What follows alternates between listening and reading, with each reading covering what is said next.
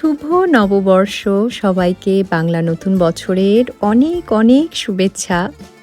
আমেরিকাতে আমি যতই বৈশাখ উদযাপন করি না কেন, এই দিনটাতে আমার মন পড়ে থাকে বাংলাদেশে। বাংলাদেশে থাকাকালীন আমার শেষ বৈশাখের ছবিগুলো দেখছিলাম। ছবির মাঝখানে অনেকগুলো ভিডিও পেয়েছি, যেগুলো ওই সময় আমি আমার বোনকে আর অমিকে সেন্ড করতাম মেসেঞ্জারে। ভিডিওগুলো দেখে আজকে এত ইমোশনাল লাগছে, তাই ভাবলাম সবার সাথে সেই পুরনো ভিডিওগুলো শেয়ার করি। আমি ছায়ানটে যাচ্ছি। বৈশাখের আগে প্রায় 1-1.5 মাস ধরে চলতো ছায়ানটের বৈশাখের প্রস্তুতি। নতুন গান ওঠানো, নির্ভুলভাবে গান গাওয়ার সেই প্রস্তুতি। আর গানের রিহার্সাল মানেই প্রিয় মুখগুলোর সাথে দেখা হওয়া। গান গাওয়া আর রিহার্সাল শেষে ছায়ানটের ক্যান্টিনের সেই বিখ্যাত সিঙ্গারা, সমুচা আর কফি এখনো মুখে লেগে আছে।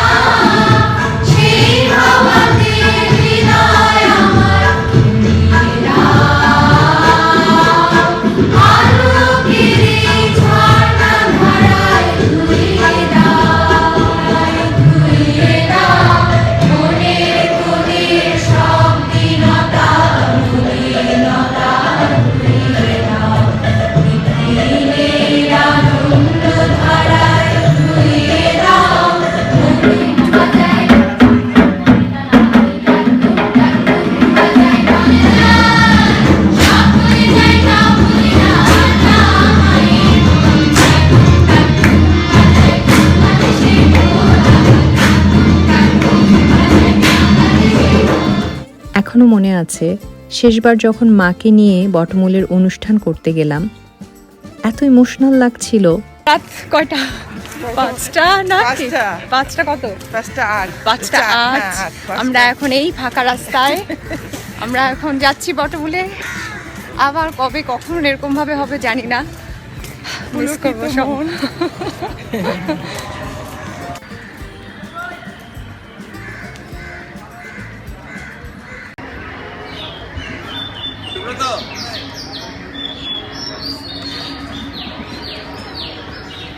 শুভ নববর্ষ দাদা। সেই ভোর 4টায় ঘুম থেকে উঠে নতুন শাড়ির ভাঁজ খুলে পড়া, সেই ভোরের আলো আর বটমূলের সেই সবুজ গাছটা। আমি মঞ্চে বসে সবসময় মাকেই দেখতাম। মা, পরিতোষদা কত ভালোবাসা নিয়ে যে আমার দিকে তাকিয়ে থাকতো।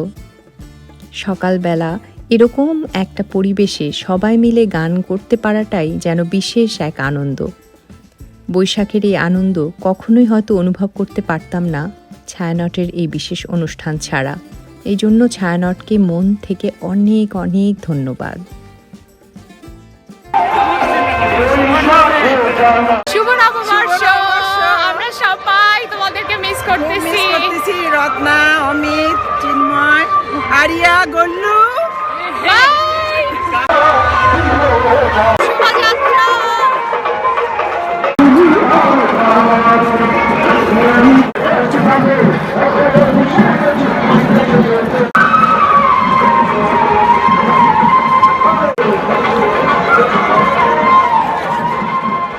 আবার কবে কখন এমন বৈশাখ হবে আমার ঠিক জানা নেই, তবে আজকে এই পুরনো ভিডিওটা এডিট করতে যেয়ে অনেক কথা মনে পড়ে গেল। তো যাই হোক গাইজ, আপনারা সবাই ভালো থাকবেন। আপনাদের সবাইকে আবারও বৈশাখের অনেক শুভেচ্ছা থাকলো। আপনাদের সাথে আমার দেখা হবে নেক্সট ভিডিওতে। By guys.